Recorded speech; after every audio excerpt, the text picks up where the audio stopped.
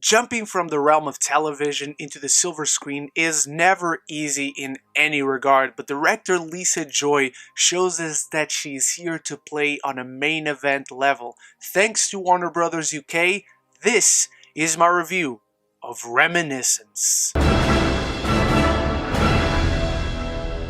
We follow Nick Baxter, a private investigator of the mind who navigates the alluring world of the past when his life is changed by a new client named May. And suddenly a simple case turns into obsession for Nick after May suddenly disappears and he fights to find out the truth about her and her intentions. Now before I start with this review, I want to guarantee you, you are safe from spoilers. I will spoil nothing, but I would like to thank once again Warner Bros. UK for having me at an early screening for this film.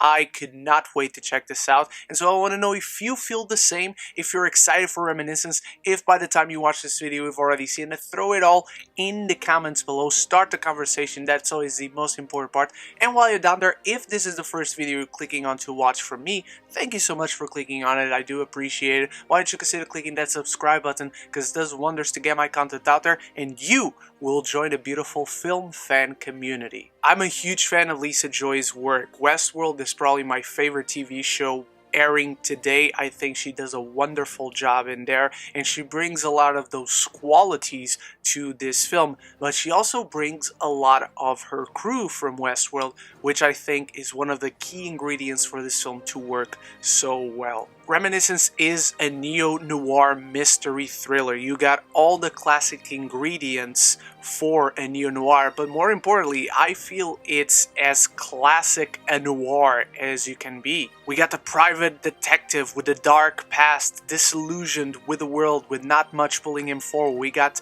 the mysterious femme fatale running away from dark secrets in her past.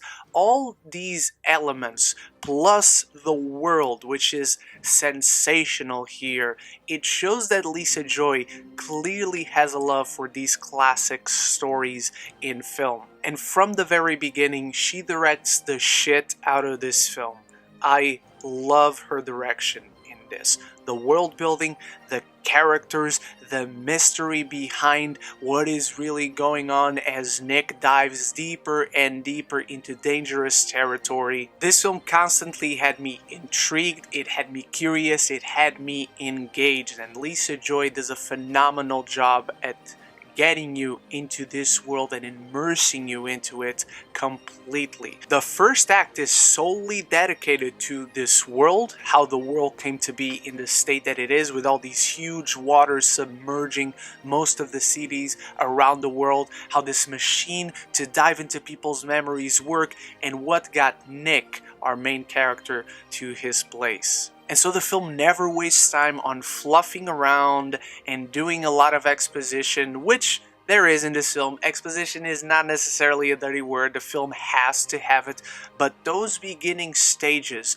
immerse you completely into who these characters are, what they are doing, and what the world around them is like. And it's all conveyed through stunning visuals from cinematographer Paul Cameron, who, of course, also worked with Lisa Joy in Westworld. This film looks gorgeous. It's not a good world where these characters live in, but you want so much to be a part of it. You want to experience a bit what it is like to live in this world, and the score by Rameen Jawadi is our first entry point into this world. The film begins with his score, it ends with his score, and it just helps in that immersion. You immediately feel the weight of this world. It immediately sets a dark, brooding, moody tone that is constant throughout the rest of the film. And Hugh Jackman is simply fantastic in this world. It's been a while since we saw him this good, probably ever since Logan.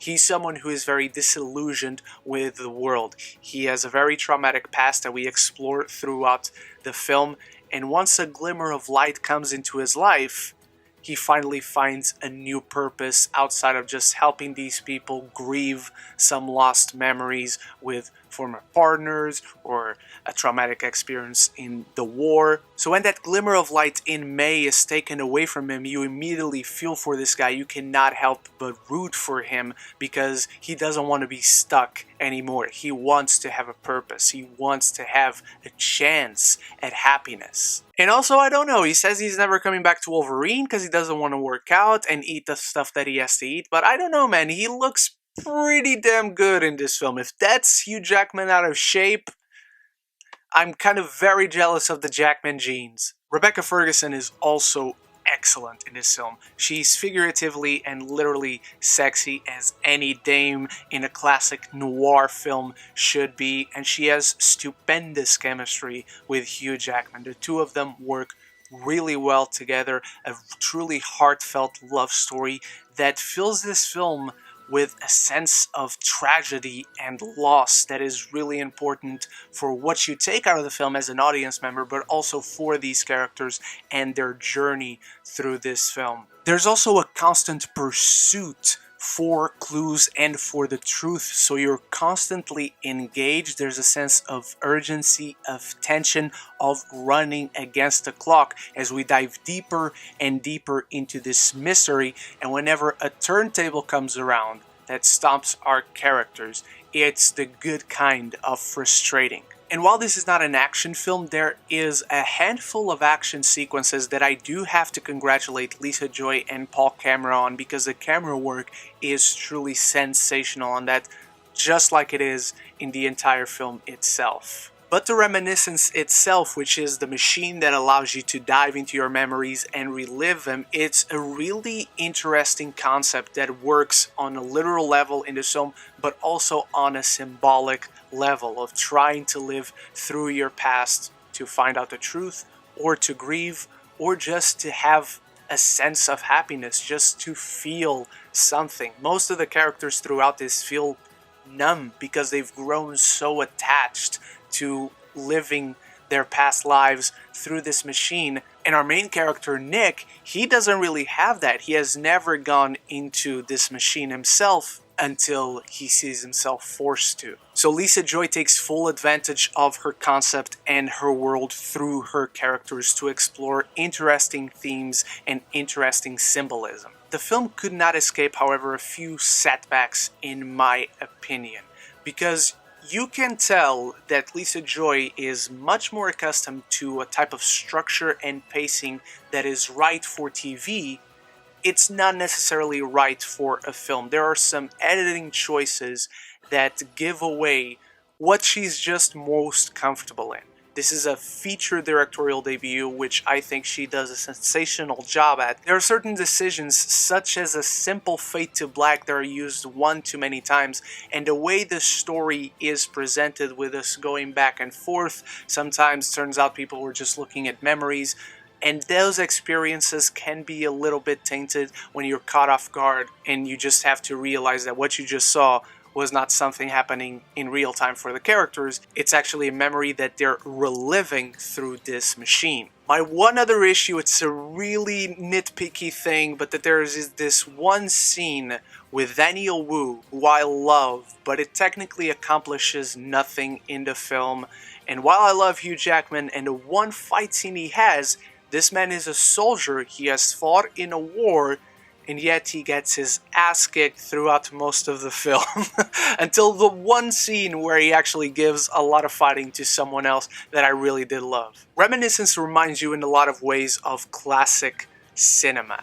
It's got deep themes, profound symbolism, great characters, an intense, melancholic story that really works. But above all those things, it really is a directorial showcase for Lisa Joy as a storyteller. I think she's a main event player. This film displays all her talents without hiding anything away. She is here to play, and she does a sensational job with one of my favorite films of the year.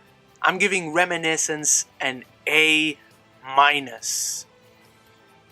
And so those are my thoughts on Reminiscence. Thank you so much once again to Warner Brothers UK for allowing me a chance to see it early. It'll be in theaters everywhere in the UK this Friday, August 20th. I hope you check it out. I hope you love it. And if you do or you don't, let me know all your thoughts in the comments below. Thank you so much once more for watching. And if you are still watching and this was your first video, consider clicking that button, because if you're still watching, you enjoyed it on some level. Thank you so much once more for watching. You are the best. Check out my review for episode 2 of What If. Full spoilers on that one. I hope to see you in there. And in other videos I will upload very soon. And so until the next one, love each other and love the movies.